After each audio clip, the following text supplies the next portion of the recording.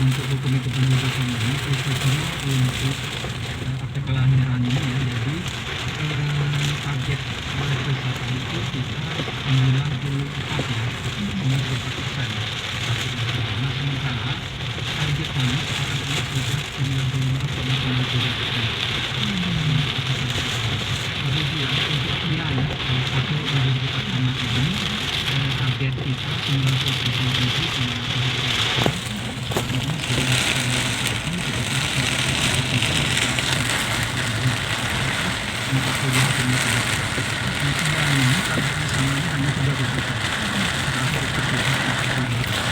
Karena Kia ini baru produksinya baru tahun 2018, alhamdulillah untuk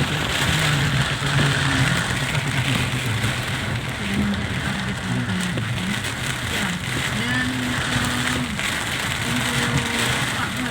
Kan roda mas yang sandar tadi ya,